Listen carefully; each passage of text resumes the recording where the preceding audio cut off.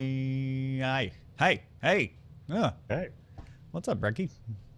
not much. Just Are you? doing a show. Yeah, me too. Funny Wow. how that works. All right, let's record it. Yes. I actually am. Here we go.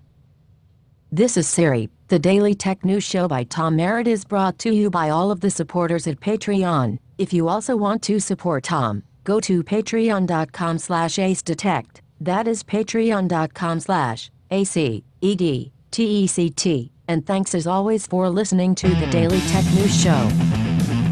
This is the Daily Tech News for Thursday, August 14th, 2014. I'm Tom Merritt. Joining me today, Breki Tomasson, founder and host of the SciCon Podcasting Network.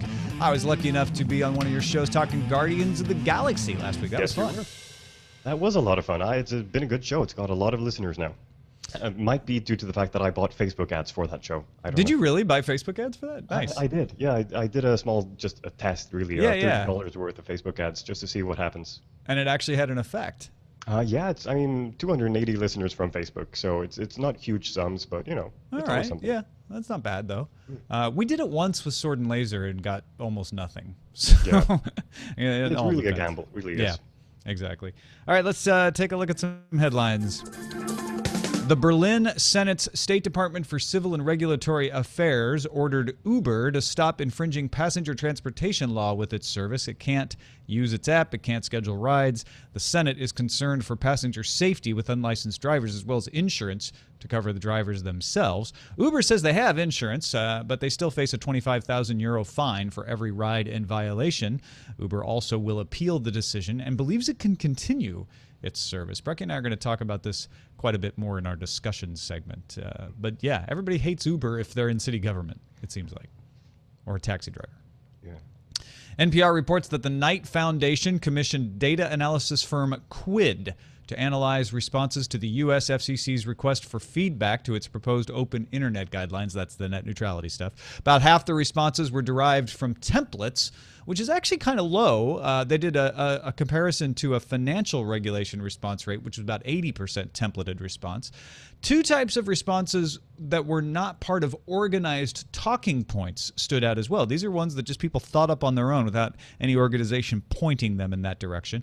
One focused on maintaining a diversity of opinion, saying net neutrality is needed to make sure everybody gets to say that have their piece said.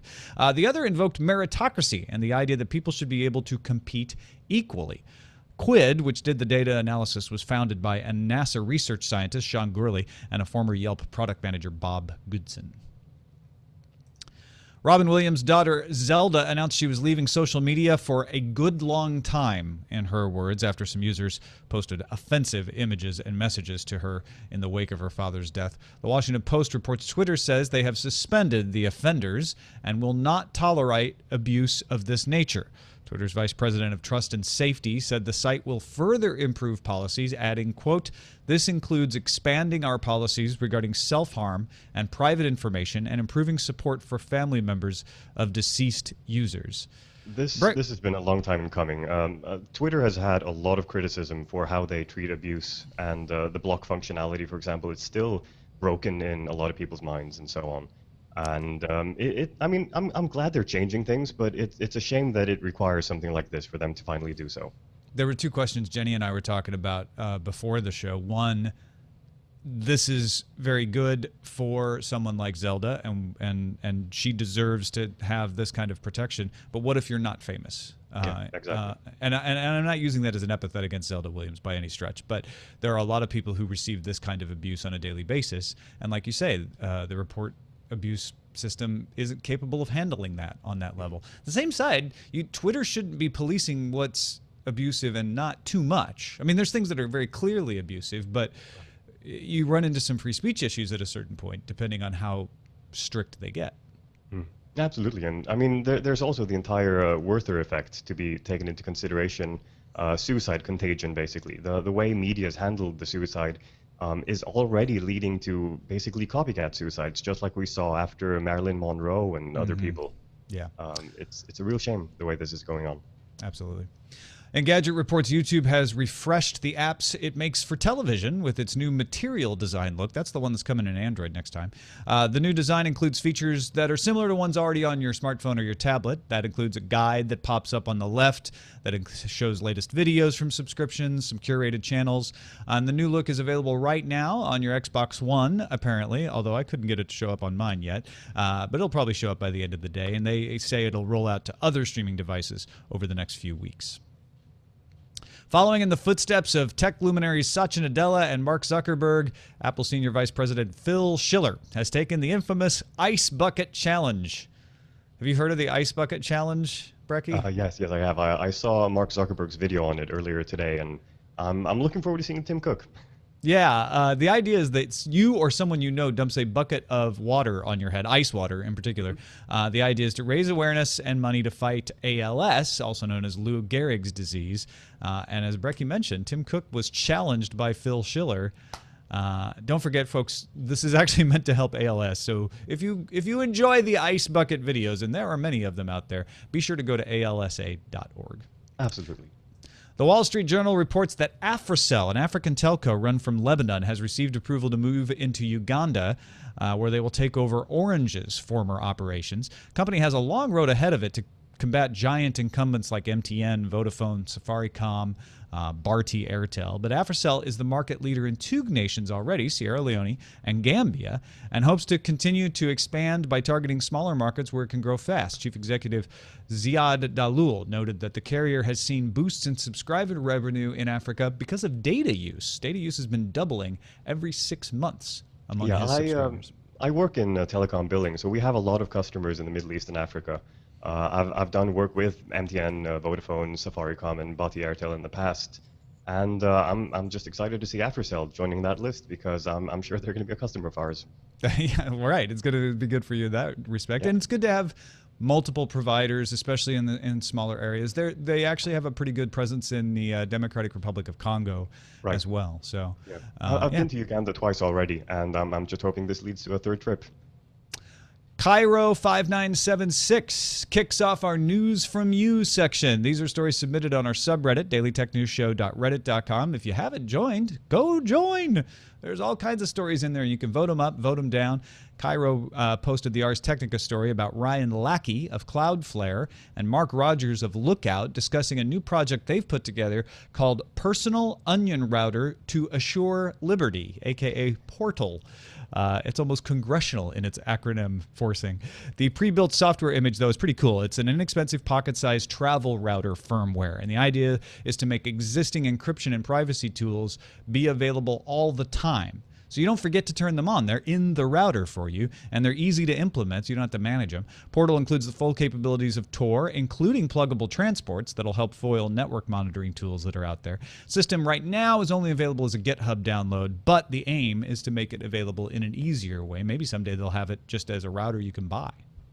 It's a great idea. I'm all for privacy, and doing something like this is just a really good way of putting it in the hands of people who might not be technologically capable enough to do it on their own, or even have the time. I mean, I would love to do this. I'm going to have to carve out the time to sit down and download it because it might go well. It might, I might run into snags.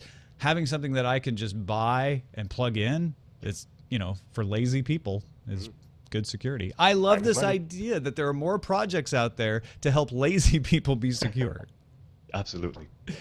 SP Sheridan passes along a 9to5 Mac report that Apple has announced it will explicitly prohibit benzene, which has been tied to leukemia, and N-hexane, which may cause nerve damage, from its iPhone and iPad assembly process. Chinese and American labor watchdog groups petitioned the company to investigate whether the chemicals were being used. Apple conducted a 4-month study and claims there's no evidence that workers' health was being put at risk, but they have updated their restrictions to explicitly ban the two chemicals from the final assembly process.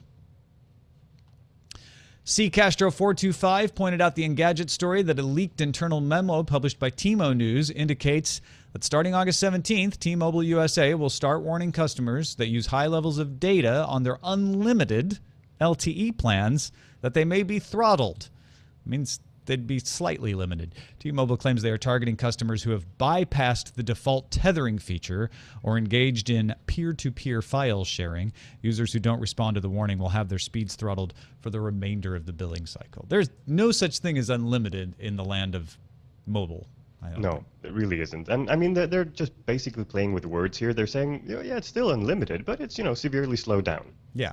As much as you can push through that 2G connection we let you use, you can use. Yep. Yeah. GPRS. Yeah. Oh, God, put you on GPRS. MikePKennedy posted the Verge article that Lenovo now sells more smartphones than PCs. Smartphone sales more than doubled for the company between April and June.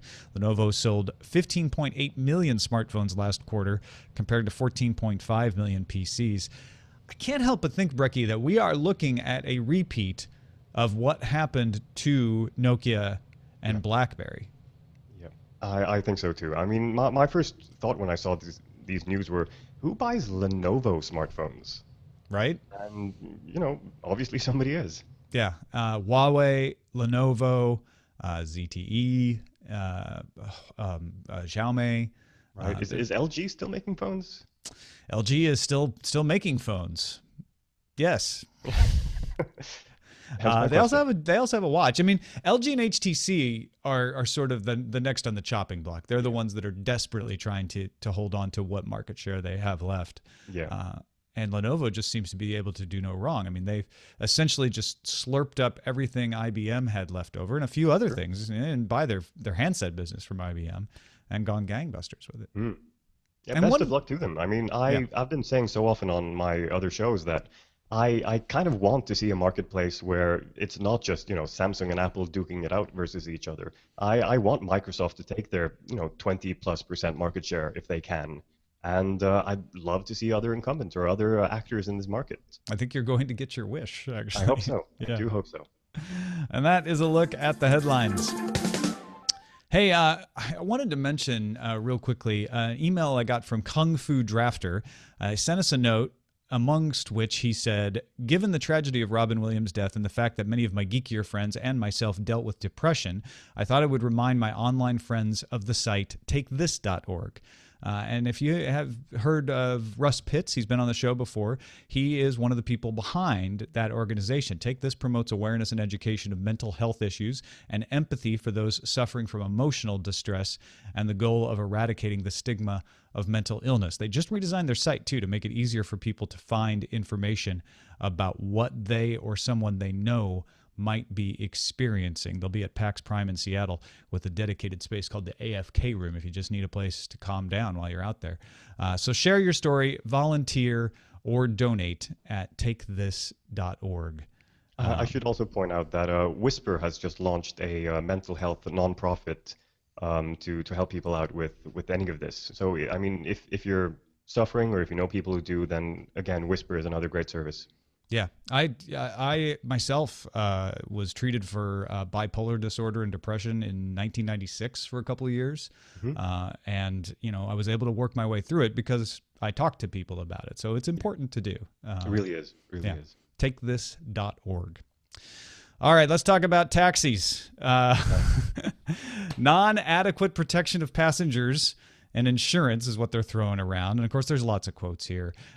Uber is going to challenge the ban. Their general manager in Germany says the decision from the Berlin authorities is not progressive and it seeks to limit consumer choice for the wrong reasons. I guess there could be a right reason to limit consumer choice. The Berlin Taxi Association head Richard Leopold said, as taxi drivers, we have to obey a number of rules and duties. With its decision, the Senate has clarified that these apply to every player on the market, even digital competitors. Of course, this isn't new. Berlin is just the latest. Hamburg banned Uber, but then they held off on the ban while they review it. There have been demonstrations in London, in Barcelona, in Paris. Tokyo and Seoul have been considered banning it. Another interesting thing, though, is Tokyo and Hong Kong have seen Uber add a taxi booking service called Uber Taxi to their app. And that's been available in London and Sydney for a while already. So Uber kind of on one end saying, hey, taxis, we can try to help you if there's not enough cars around. It's really a complex situation because you want to, maybe you want to say like, oh, well, Uber's trying to disrupt the marketplace and it's the incumbents just digging in and fighting them. But there are some valid concerns on the taxi driver side, aren't there? Oh, absolutely. I mean, in London, for example, I mean, taxi drivers need to pass a very difficult exam, and Uber drivers don't. So, I mean, there's a real benefit really to Uber drivers. They have an advantage over them. But the question is, are they competing for the same kind of customers? Are they competing in the same marketplace and so on? And these are questions that I don't really think anybody's been able to answer properly so far. Is Uber a taxi service, or is it something completely different? Yeah, it is and it isn't, right? I mean, it's a called taxi service, and those of you in New York say, well, that's not a taxi. A taxi is something you just walk out and hail. But in other parts of the world, I think in Rome, for instance, you have to call a taxi. You can't hail it, or you have to go to a taxi stand to get it, which makes it more similar. I think the biggest problem here is that we have a bureaucracy put in place for many good reasons, like you say, to make sure that the drivers are safe and you're not going to get ripped off, and your meter is going to be calculated correctly and all of that sort of thing. And you have a technology that allows some of those considerations not to be a problem anymore, and makes it easy for someone to provide a ride service. You know, we had Adam Curry on the show yesterday, and he was suggesting what would be better than Uber is just some sort of peer-to-peer service where you and I just connect to each other directly, and we have a reputation system to determine. Absolutely, safety. Yeah. And I'm sure something like that is going to pop up if Uber and Lyft and the other versions of this take off. There will be other people trying out the same concept in different ways. Maybe in the future, even Uber will implement something like this, where people can give a +1 to their driver, and people who book a car will see, you know, this driver has 35 +1s. Maybe you want to take him. Maybe you want to wait another half hour for somebody who has 90. I think that Uber is starting to get a reputation for arrogance here, because they sort of come in and say, well, we shouldn't be illegal. You're just an old fogey. And they would serve themselves better, I think, if they came in with a more, I don't know, not conciliatory, but like, yes, of course, we want to make sure our drivers are safe, and here's what we're doing to make sure of that, and stressing the benefits. And this idea of having Uber Taxi as an element of the app, I think, is a great way to do that. That's sort of leading with the carrot instead of the stick, right? Right. But I mean, also at the same time, these are very brand new markets or brand new businesses as well. And Uber and Lyft are not really playing it fair against each other. I mean, we had the story 2 or 3 days ago where Lyft employees are booking and unbooking rides from Uber, and something along the lines of the other way around. Also, Uber ordering Lyft and unbooking them and so on, just making things difficult for the rest. And then actively trying to poach each other's drivers as well. This is still a very, very early market, and I think, you know, by late 2015 things will have settled down and things will be different. But the big question, of course, is, you know, legislation. Will they be allowed to drive in Berlin, London, Rome, Stockholm, and so on? It does seem like they're eventually winning. Yes. In every city that they go into. Yeah. And honestly, it's so much easier to me to do this. Now, I know that there's other things like Grab Taxi and Easy Taxi that do the same thing, but the advantage to Uber for me, or something like Lyft, is that I don't have to think about, oh, what's the taxi number? Oh, are they going to have somebody around? I have to call dispatch, and now I'm going to have to wait a half hour. I can pull up an app. I can see exactly when the next taxi is going to be available, how many are around, how long my wait's going to be, how much it's going to be, and I go. That's why I use it when I go to the airport, because it's the one thing I know I can rely on. And I think it really is good for the entire industry that they're shaking up what is an ossified system, the taxi system, at least in most parts of the world. Right. Here in Stockholm, for example, a lot of the incumbent taxi companies have learned the lessons of Uber, basically. So they've released iPhone apps and Android apps. So last time I went to the airport, I whipped out my iPhone app and picked the taxi company that I use and said, I want to go from my house to the airport. I want to leave at 6:30 in the morning. And then it gave me a price estimate saying it's going to cost you this much. It's going to be, you know, it's going to be at your place at around 6:30, and Bob's your uncle. And honestly, don't you think that's the way you win this war if you're the taxi driver? Yes, right? Yes, not by legislation. Yeah, by just competition. Yeah, just making it so that I don't need Uber. I've got this taxi company. Maybe it's a taxi company I'm familiar with and I trust. You've got an advantage, and you need to use it. Right. I mean, they have 20 years of legacy as a taxi company. If they were bad people, they would have gone under by now if the market works as it should. Yeah, well, some people in some cities are laughing at that right now, I'm sure, because they're like, Yeah. oh, wait, there's no way that taxi company's going under. They greased the wheels enough. No, of course. But yeah, But, you know, in an ideal market, Yeah. that's how things would work. absolutely. All right, let's take a look at the calendar real quick. We had a couple of big announcements today. Motorola announced plans to unveil new products in Chicago on September 4th. Pretty much everybody knows it's going to be the Moto 360 smartwatch, but we also might see sequels to the Moto X and the Moto G smartphones. And Blizzard revealed the next expansion of World of Warcraft Warlords of Draenor to ship worldwide November 13th. If you don't care about World of Warcraft, go watch the cinematic that they released with this. It's like a movie trailer. They're continually impressing me with their ability to make those trailers. Did you watch it? Oh yes, twice. Once for the experience and once for picking out the details. Yeah, Kind of exactly. the same way that I used to watch Lost back in the days. Yeah, I did the same thing actually.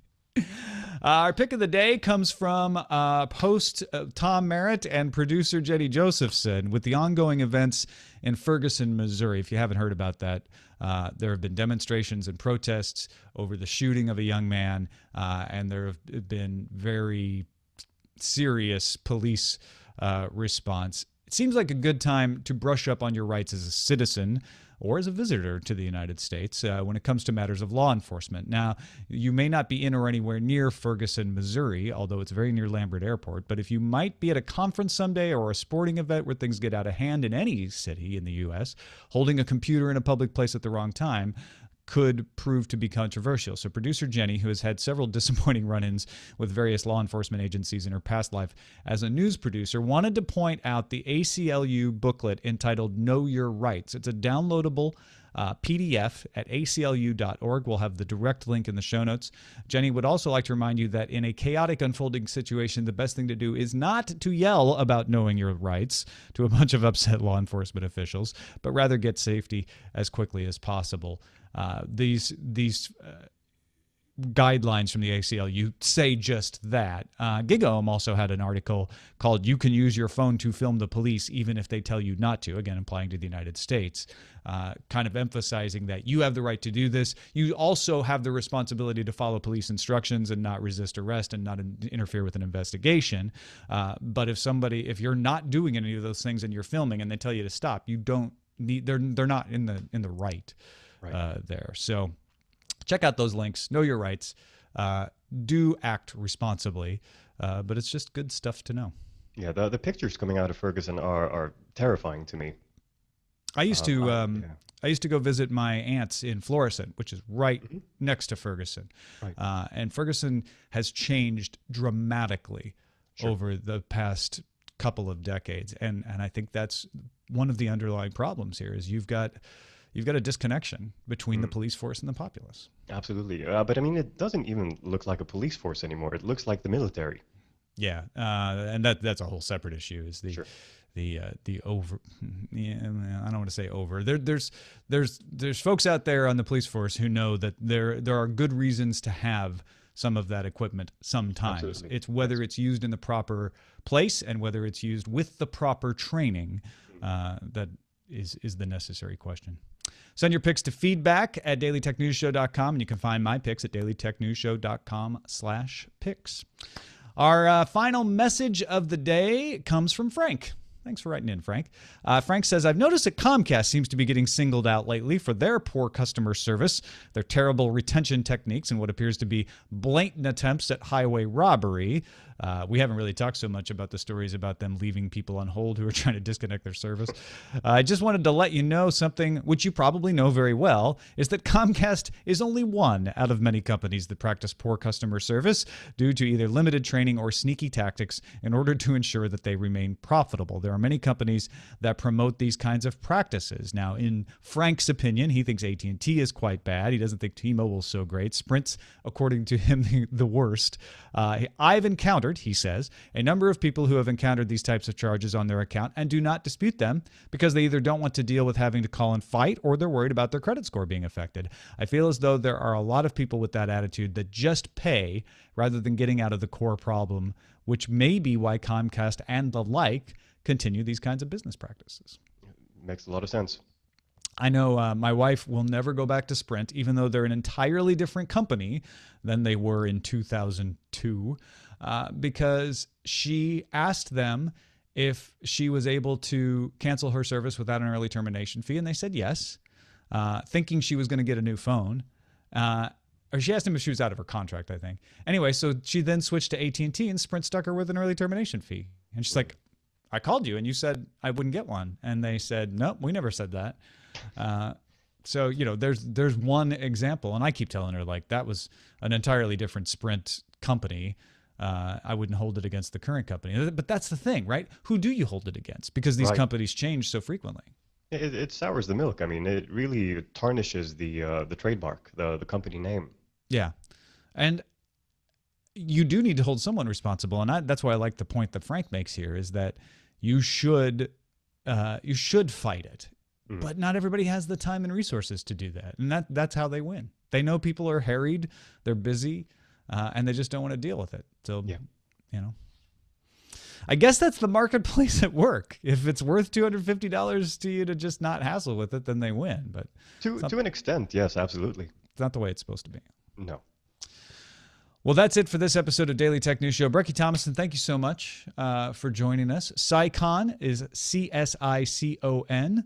You can follow Breki on Twitter at twitter.com. I should say psycon.net in case you were wanting to find it. CSICON.net.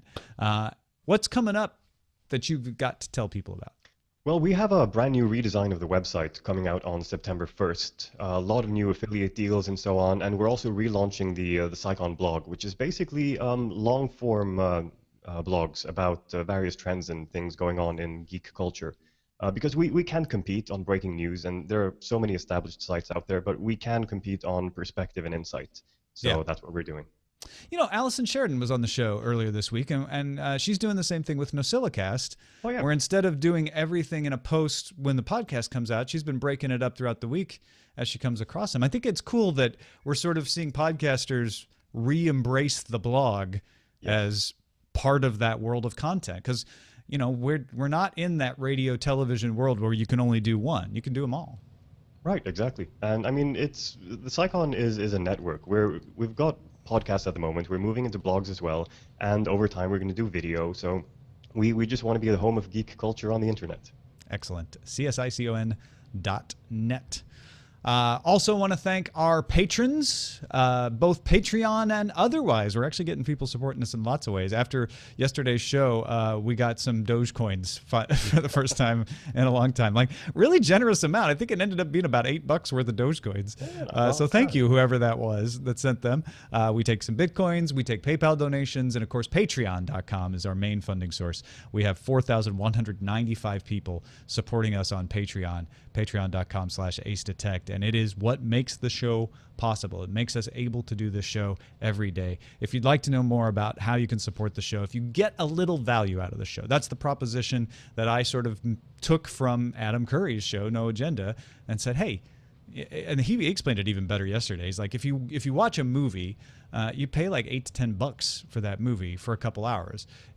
If we've entertained you, if we've kept you informed, and you got some value out of that, give us some value back. dailytechnewsshow.com/donate. If you didn't get any value out of it, that's fine. Or if you're just like, you know what, I can't afford it right now, that's fine too. But if you can't support it, we appreciate it. dailytechnewsshow.com/donate. Don't forget, you can have a voice on what stories we cover at our subreddit, dailytechnewsshow.reddit.com. You can email us, feedback at dailytechnewsshow.com. Give us a call. Leave us a voicemail, 512-59-DAILY. That's 512-593-2459. And listen to the show live at mobile.alphageekradio.com. Of course, our website is dailytechnewsshow.com. We'll be back tomorrow. Darren Kitchen's unavailable, but Brian Ibbett of Coverville will be stepping in, and Len Peralta will be here to illustrate the show. We'll see you then.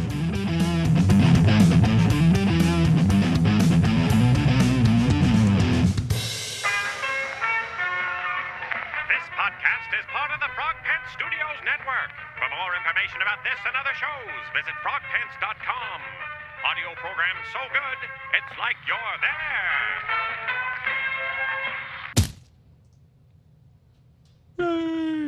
there. Yay. Hello. What an informative show. Yeah? Yes, it was. Did you learn something? I did. Good, me too. I learned many things. So things much learn. Aww. The Frog Pants bumper at the end, is that Scott Johnson? Yes. Thought so, because it really doesn't sound a lot like him. No, I think he did some stuff to his voice Yeah. in it, you know, to make it sound all old timey. This podcast is part of the Frog Pants Studios. Yeah, that's him. Yeah, it is him. The inflection is him. Yeah, but he's doing this voice. Right.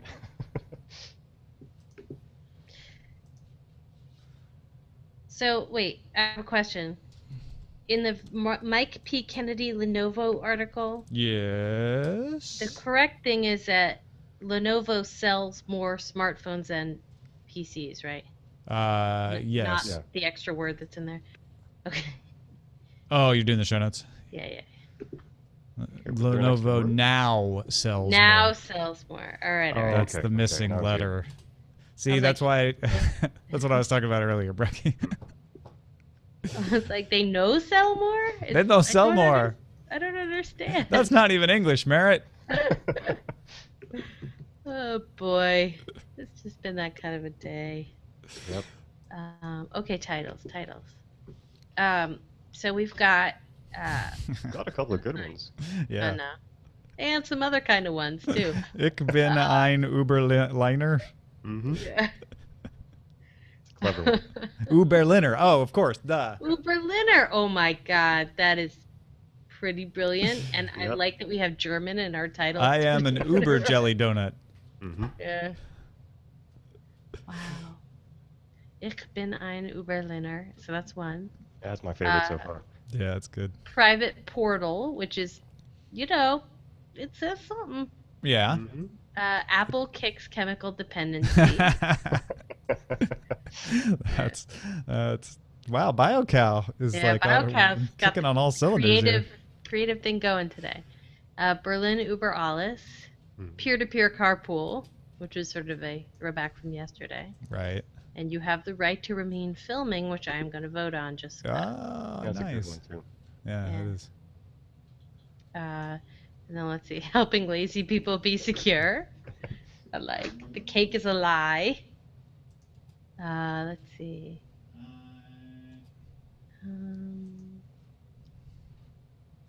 Oh, Richard, yeah. Okay.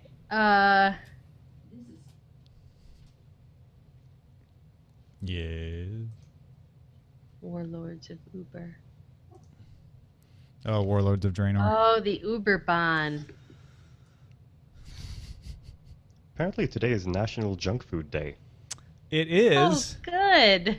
Well, I'll just have to go out and celebrate that Yeah. somehow. Right after my dentist appointment. Yeah, don't buy Oreos before the dentist appointment. Oh man, he's telling me.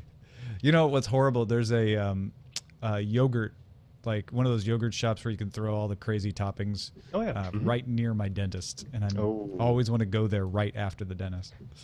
Of course, after.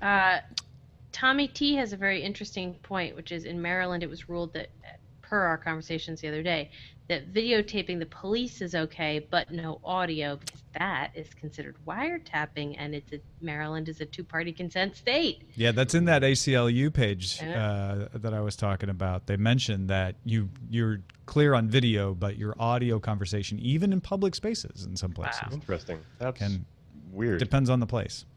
Yeah.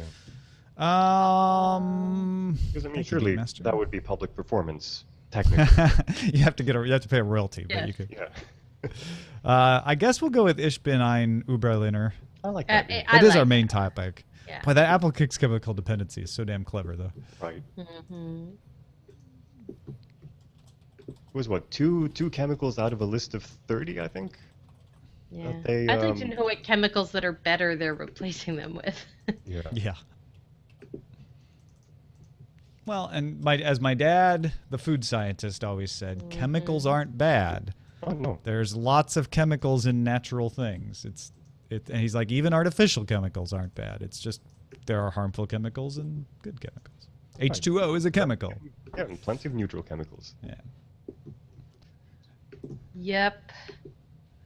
My dad, I tell this story a lot, but my dad used to get so angry at the FDA. The way people get angry at the FCC and technology, he would get angry at the FDA. I can imagine. Especially, I still remembered the day they banned Red 5. He was, right. he was furious. That would be a great movie title. The day they The banned day Red they 5. banned Red 5. I love that. Enjoy your red M&Ms, kids. You won't have them for long.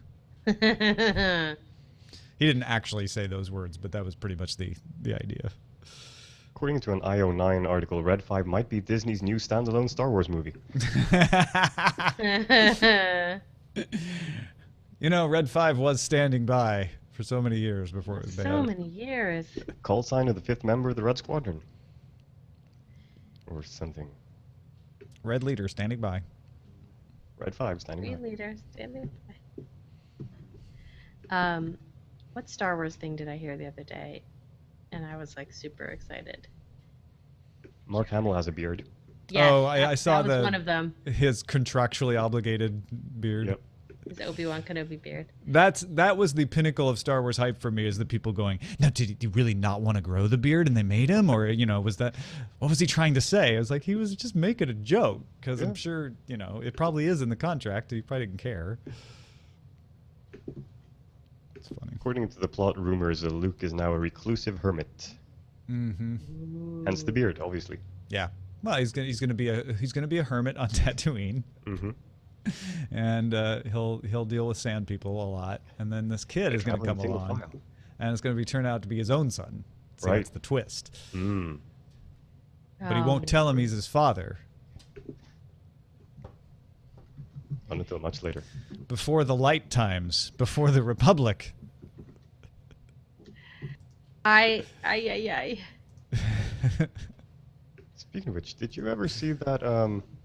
There was a Guardians of the Galaxy comic strip that somebody drew that was basically a parody of Star Wars, putting Groot in the Darth Vader role. Putting Groot in the Darth Vader role? Yeah, because basically it's that's not what happened to your father. I am.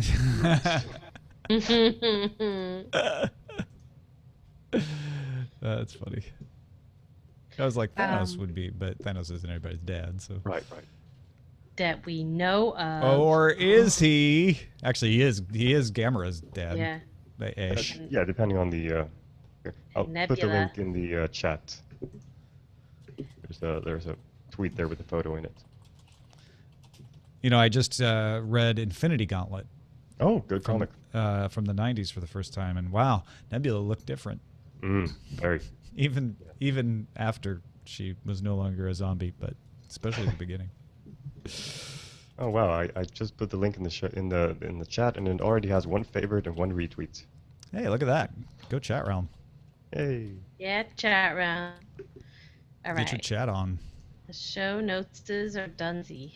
Okay, I'm uploading now. Breki, tell me more about SciCon, because we always talk about SciCon, but we never talk about it. First rule of SciCon is you don't talk about SciCon. First rule is basically talk about it as much as possible and get your friends to talk That's about it. Right. No, it's a podcasting network that I launched in 2011. It's been very low key. It's been mainly a place for me and my friends to do things until mid last year, when I actually actively started pushing it and doing things and guesting on other people's shows and so on, which is part of the reason why I'm here, just drawing attention back to SciCon as well. Yeah. So and what are some of the things that are geeky that you guys focus on? Well, we have a couple of different shows. One of our most popular is a show called Retrograde, which is a show about retro video games. Every other week they pick a retro video game, play it, talk about it, review it, and so on. We have a weekly news show called The Brainstorm, where we just talk about it's similar to Current Geek, but without the quiz and so on. We have a show called Who's Who, where we discuss the old Doctor Who serials. We watch one serial per episode and discuss it. Cool. We Need to Talk, a show where we just watch the latest blockbusters at the cinema and talk about them. That's the show Tom visited the other day. Yeah, that was fun. My favorite show, however, is Moving On. Every week, we watch a movie from 1999 or earlier and discuss it. Oh, cool. Yeah. That's amazing. On Monday, we're going to be talking about The Fisher King. Oh. Oh, nice. Good choice. Yeah. The Red Knight. I actually We watched just did Dead Breakfast Poets at Tiffany's Society next. the other day. Yeah, Yeah, that's a good one as well. We're taping everything that comes out in the next week or so that's Robin Williams centric, because they're gonna start programming them like crazy. Right. Yeah, no, we had a long chat on our Skype, basically which of the Robin Williams movies to pick, and for a moment there it was almost Moscow on the Hudson, but we went for The Fisher King. Yeah, we were just talking about that the other day, Moscow on the Hudson, and like, it has been said many times during this, but like every generation of person from the 70s on has their Robin Williams, and like Absolutely. that's why I think this was so big, because it was just like, it's just huge. So he was still in some way Mork. Yeah. yes. And I don't mean that in a disparaging way. No, I understand, at all. I adored that show as a kid. It was one of the shows that I would go into the spare room and turn on the old crappy television and watch because my parents didn't want to watch it. Right. And so when he was in other things later, I was always like, oh, that's great. That's that guy I like, Mork. And that never went away because that was such a positive association for me. I'm just a little bit too young for that entire thing. I remember seeing a couple of episodes when I was way too young to understand them. I mean, for me, he was always Dead Poets, Good Will Hunting were my first big movies of his. I enjoyed Hook as well. I'm born 1980, so that's one of the controversial mid-90s ones, is yeah. kind of where I started discovering him. All right, I'm out of the post, Jenny. Okay, I'm going in the post. I think my husband was saying it best the other day, which was like Good Will Hunting. He's from Boston, so Good Will Hunting is his favorite movie. Like there's no other movie that he loves more.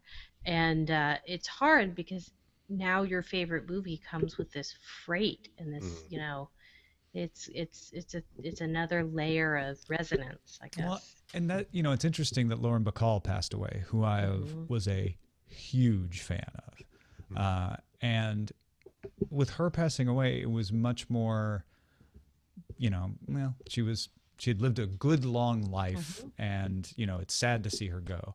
Robin Williams, you do get the feeling that he was taken too soon, and not just because of the manner of his death, but I don't, because he's still out there, was still doing things. He's still got movies yet to come out. Yeah. And did you see his wife released a statement that he'd been quietly, not publicly, suffering from Parkinson's? Yeah, I did see that. Yeah, we talked about it on the brainstorm actually, which I recorded just an hour before I started here. Okay. Just talking about it and putting in a bigger perspective as well. Yeah. Yeah, it's weird. It's like this isn't one of those things that is going away. No. Just it stays. Mm-hmm. Yep. Yeah. All right. Well, on those happy thoughts. Yeah. Let's be happy tomorrow. Let's have a happy day. Brian Ibbott's going to be here. Brian We're going to have a will happy be day. here. Brecky, if you want to get cheered up, he can come back. Sorry It's hard not to be happy when Brian's around. I know, right? Good guy. And then he's on Current Geek tomorrow too, so he's doing double duty. Oh, is he? Yeah. Wow. Good for him. Oh, well, then I really am going to send him roses. Yeah. He would love that. All right. Thanks everybody for watching. We're stopping the broadcast. We'll talk to you tomorrow.